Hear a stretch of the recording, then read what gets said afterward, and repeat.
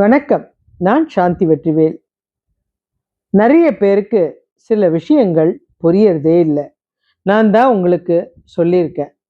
இந்த மகாபாரதத்துல உலகத்துல இருக்கிற அத்தனை விஷயங்களுக்கும் பதில் இருக்கு. ஆனா அது படிக்கிறதுக்கு நம்மளுக்கு யாருக்கும் பொறுமை கிடையாது. அதை புரிஞ்சுக்கிற அளவு நிதானமும் கிடையாது. எல்லாருக்கும் ஒரு கதாபாத்திரத்து பேரை சொன்னாலே கண் கலங்கும். அது கர்ணன் தான். ரொம்ப நல்லவன். தீவர்கள் பக்கம் போயிட்டான். பாவம். பிறந்ததுலேருந்து அம்மா கிட்ட கூட வளரல. யாரோ ஒருத்தர் எடுத்து வளர்த்தாங்க. இருக்கிற வரைக்கும் நிம்மதி இல்லாமல் இருந்தான். நல்ல மனுஷன். ஆனால் யார் கேட்டாலும் இல்லைன்னே சொல்ல மாட்டான். ஒருத்தர் சொல்கிறாங்க, அவன் தானம் கேட்டவனே தான் வாழ்ந்துட்டு இருந்த அரண்மனை தூணை கூட எடுத்து கொடுத்தான். அவன் குளிக்கிற இடத்துக்கு போகும்போது திடீர்னு அங்கே ஒருத்தர் தானம் கேட்கும்போது கையில் வச்சிருந்த பொன் கிண்ணத்தை அப்படியே எடுத்து இடது கையால் கொடுத்தான். அப்போ அங்கே இருக்கிற யாரோ சொன்னாங்களாம், இடது கையால் தானம் கொடுக்கக்கூடாதுன்னு. இல்லைப்பா, வலது கையில் தான் கொடுக்கணும், எனக்கு தெரியும். ஆனால் அதுக்குள்ளே என் புத்தி மாறிடக்கூடாது. அதனால தான் இடது பக்கம் இருந்த கிண்ணத்தை அப்படியே கொடுத்துட்டேன். எவ்வளோ சிறப்பு பாருங்க. அதே மாதிரி தானம் கொடுத்த எந்த இடத்துலையும் அவன் உயர்த்தி பிடித்து மற்றவங்க கையில் போடல. தானம் கொடுக்கறதுன்னா ஒரு விஷயம் நீங்கள் கவனிக்கணும். கொடுக்கிறவன் கை உயரமாக இருக்கும், வாங்குறவனுடைய கை தாழ இருக்கும். ஆனால் கர்ணனுடைய கொடை தாழ இருக்கும். வேணுன்றத அவன் அள்ளி எடுத்துக்கலாம். அதாவது அவன் கையேந்தலை, இவர் தான் தாழ்மையோடு அவனுக்கு கொடுக்குறாரு. ஒவ்வொரு விஷயமும் உன்னிப்பாக கவனிச்சா அத்தனையிலையும் சிறந்தவன். ஆமாங்க, இவ்வளோ சிறப்பான ஒருத்தன் கடைசி வரைக்கும் நிம்மதி இல்லாமல் போராட்டமாகவே வாழ்ந்தானே. அதுதான் ஏன் தெரியல. இவனுக்கு தன்னுடைய அம்மா யாருன்றது இருக்கிறதுக்கு கொஞ்ச நாளைக்கு முன்னாடி தான் தெரியும். அதுவும் இந்த கிருஷ்ணருடைய லீலையால தான். இந்த கிருஷ்ணரும் கடைசி வரைக்கும் போராடி அவன்கிட்ட என்னென்ன வாங்க முடியுமோ அதெல்லாம் வாங்கினார். இந்திரனை அமிச்சு கவச குண்டலத்தில் வாங்கினாரு. அவன் பல்லில் இருந்த கொஞ்சம் தங்கத்தை கல்லை வச்சு உடைச்சி வாங்கினாரு. இப்படி கிருஷ்ணரும் துன்பம் கொடுத்தாரு. எதுக்காக இவனுக்கு இவ்வளோ பெரிய தண்டனை அப்படின்னா, முற்பிறவியுடைய கர்மா. நான் சொல்லும்போது உங்களுக்கு ரொம்ப ஆச்சரியமா இருக்கும். நம்ம வாழ்க்கையில போன பிறவியில நடந்த விஷயந்தாங்க இந்த பிறவியில நம்ம வாழ்க்கைக்கு ஒரு பிரச்சனையா இருக்கு அப்படின்னா நிறைய பேருக்கு நம்ப முடியாது. கடவுள் என்னங்க போன பிறவியில பண்ண தண்டனைக்கு இந்த பிறவியில நமக்கு பதில் சொல்லுவாரா? அப்பவே கொடுக்க வேண்டியது தானே. எனக்கு இப்ப நான் என்ன பண்ணேன்னு கூட ஞாபகம் கிடையாது. நிறைய பேருடைய குரல் இதுவாக தான் இருக்கும். அப்படி இந்த கர்ணன் என்ன தப்பு பண்ணான் அப்படின்றத தான் நம்ம பார்க்க போறோம். இவன் பேரு சரஸ்ர கவசன். அதாவது 1000 கவசங்களை இருக்கிற ஒரு அசுரனா இருந்தான். நம்ம ரொம்ப கஷ்டமா இருக்கு இல்ல, ஆனா உண்மை அதுதான். இந்த அசுரனுடைய அட்டுழியம் பயங்கரமா அதிகமாச்சு. தேவர்களை துன்புறுத்தினா, ஒருத்தரை கூட நிம்மதியாவே இருக்க விடலை. இந்த மகாபாரதத்துல இருந்த கர்ணனுடைய முற்பிறவி. பிரம்ம தேவர்கிட்ட வரம் பெற்றான். தவம் இருந்து, கடுமையான தவம் இருந்து வரம் வாங்கினான். அந்த வரம் என்ன அப்படின்னா, என்னுடைய சரீரத்துல 1000 தங்கத்தால சட்டைகள் போர்த்தப்பட்டிருக்கணும். யாருமே அந்த 1000 கவசத்தை நீக்காம என்னை கொல்லவே முடியாது அப்படின்னா. உடனே பிரம்மா யோசிச்சாரு, 1000 கவசம் அது ஒன்றும் பெரிய விஷயம் இல்லை. கொஞ்ச நாள் தகராறு பண்ணோம்னா அந்த 1000 கவசத்தை சுலபமாக எடுத்துடலாம் அப்படின்னு அவர் மனசில் நினச்சிட்டு, சரிப்பா உனக்கு 1000 சட்டைகள் கொடுத்துட்றேன், அதாவது உடலோட இணைஞ்சிருக்கிற அந்த கவசத்தை கொடுத்துட்றேன், அது உன்னுடைய உடலை மறைச்சிடும், அப்போ யாராலையும் கொல்ல முடியாது இல்லை, அவ்வளோதானே அப்படின்னு கிளம்பும்போது, இருங்க நான் இன்னும் என்னுடைய வரத்தை சொல்லி முடிக்கலையே, என்ன ஒரே ஒரு சட்டையை எடுக்கணும், ஒரு சட்டையை நீக்கணும்னா ஆல்ரெடி 1000 சட்டை வாங்கியாச்சு. இப்போ அடுத்த வரம் சொல்கிறான் பாருங்க. ஒரு சட்டையை நீக்கணும்னா ஒரு வீரன் தான் அதை செய்யணும். ஆமாப்பா, அது உண்மை தானே, அது கடினமான வேலை, ஒரு வீரன் தான் செய்யணும். இருங்க, நான் சொல்லி முடிக்கல. அந்த வீரனும் உடனே வந்து என் சட்டை மேலே கை வைக்க முடியாது. 12 வருஷம் தவம் இருக்கணும். 12 வருஷம் தவம் இருந்துட்டு வந்து அதுக்கப்புறம் 12 வருஷம் என் கூட சண்டை போடணும். அப்படி போட்டாதான் அந்த ஒரு கவசத்தை அறுக்க முடியும். இந்த வரம் தான் எனக்கு வேணும் அப்படின்னு. கிட்டத்தட்ட 24 வருஷத்துக்கு ஒரு தடவை தான் தவமும் போரும் யாகமும் செஞ்சிருந்தாதான் இந்த ஒரு கவசத்தை எடுக்க முடியும். அப்பதான் இந்த சரசர கவசன் இறக்கக்கூடிய வாய்ப்பு இருக்கு. இத சாதாரண மனுஷனால செய்ய முடியாது.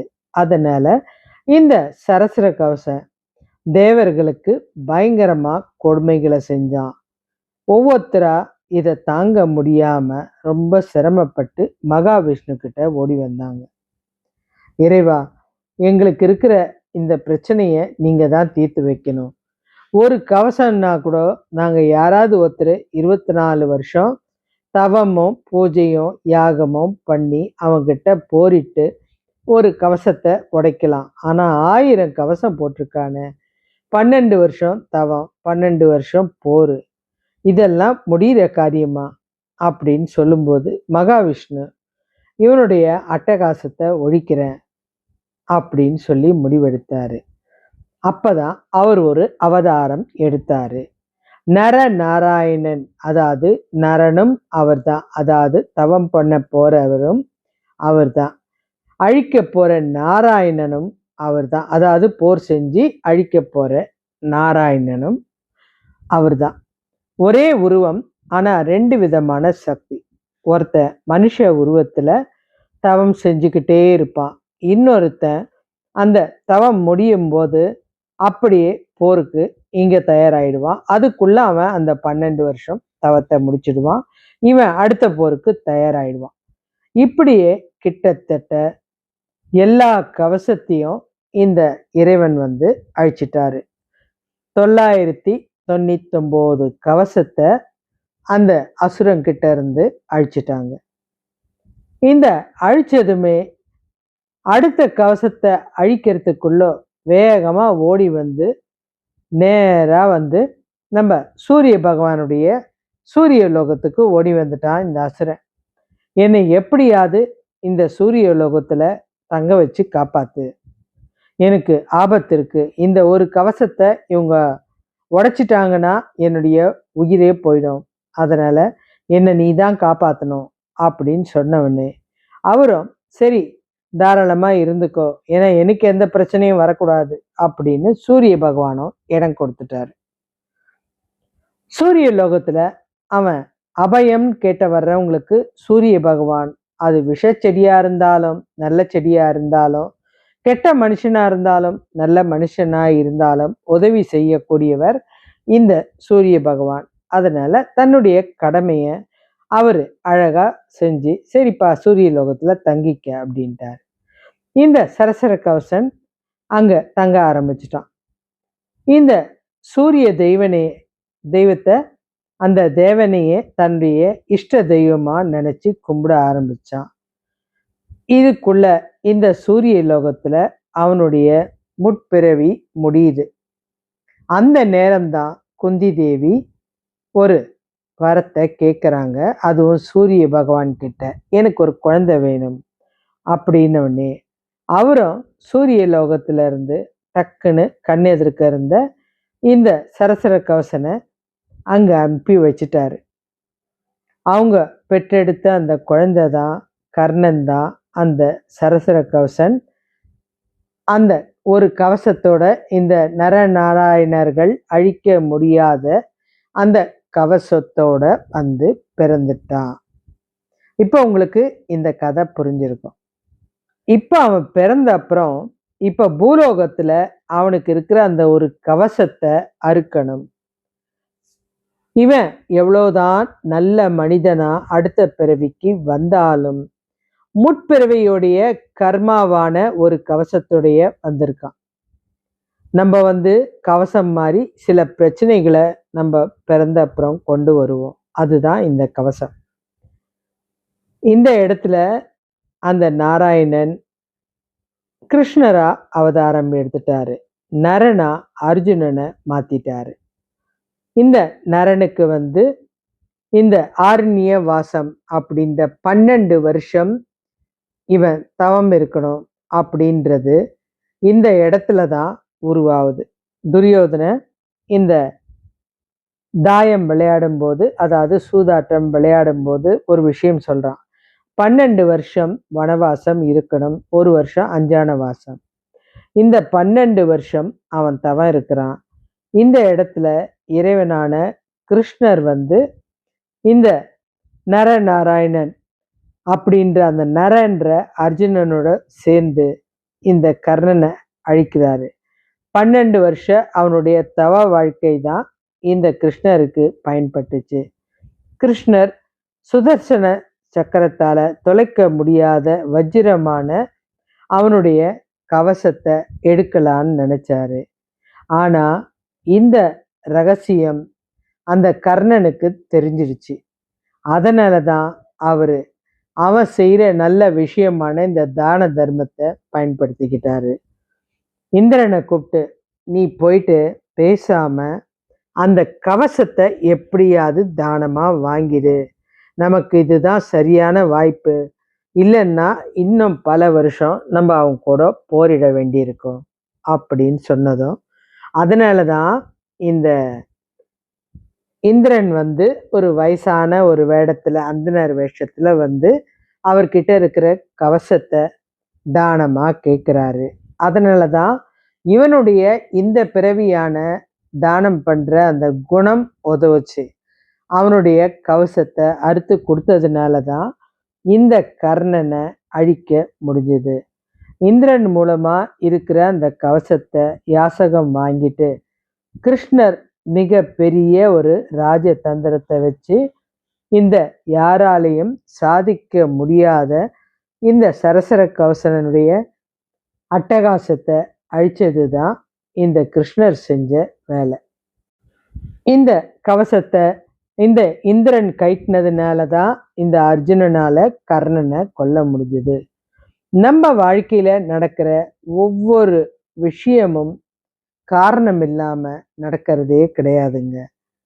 நிச்சயமா ஏதோ ஒரு காரணத்துக்காக தான் நடக்குது. நம்ம நினைக்கிறோம், நான் நல்லது தானே செய்யறேன், எனக்கு மாத்திரம் எதுக்கு இவ்வளோ துன்பம், இவ்வளோ கஷ்டம், இந்த கடவுளுக்கு கண்ணு இல்லையா? இல்லைங்க, நம்ம போன பிறவில ஏதோ தவறு பண்ணியிருக்கோம். அது என்ன தவறு அப்படின்றதுக்குள்ள நமக்கு இறப்பு வந்துட்டு இருக்கும்.